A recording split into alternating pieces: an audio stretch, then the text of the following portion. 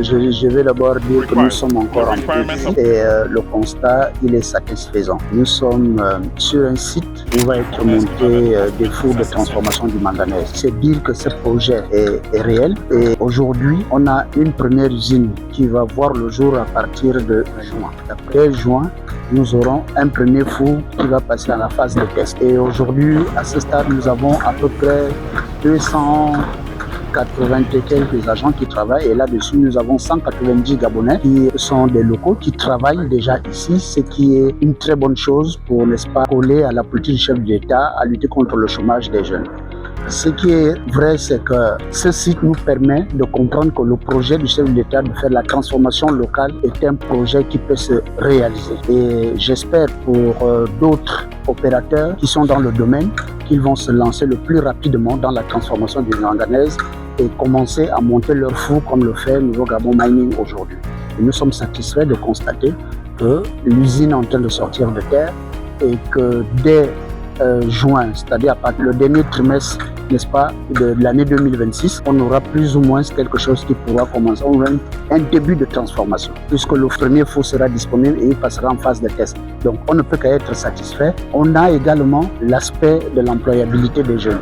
Il va falloir, puisque la demande sera plus forte, à la production sera dans les 400 employés. Et il est important que dès maintenant, nous prenons des dispositions pour que les jeunes Gabonais qui sont dans des écoles spécialisées et qui parlent de mines, que des modules sur la transformation spécifique du manganèse soient intégrés, par exemple, à l'école de mines, de telle sorte que lorsque l'opérateur va émettre le besoin de recruter, qu'on soit sûr qu'on ne sera pas obligé d'aller chercher des expatriés pour venir travailler au niveau d'ici. Il faut qu'on soit capable de fournir à ces opérateurs qui apportent la transformation, qui appuient la politique du chef de l'État, on soit capable de fournir la main-d'œuvre qualifiée, mais gabonaise. Bon, déjà, je voudrais saluer la parfaite collaboration entre le ministère des Mines et des Ressources géologiques et le ministère de l'Industrie et de la Transformation locale. Je pense que sur ce genre de projet, transformation manganèse, c'est ce qui nous est demandé de faire. Il était bien que nous venions à deux pour faire le premier constat de ce que l'industrialisation du Gabon peut se faire. L'usine se met en place.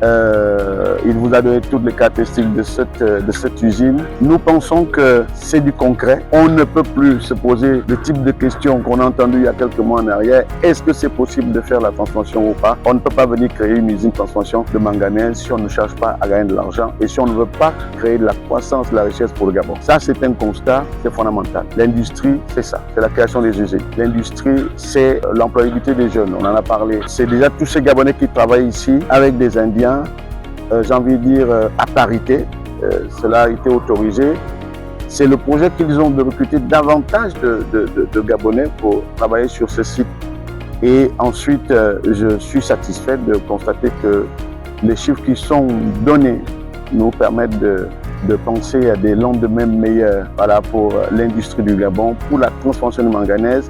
Les délais sont précis, donc ça veut dire que nous avons bon espoir que tout ce projet qui va porter notre économie et qui tient à cœur le chef d'État sera réalisé dans les meilleurs délais.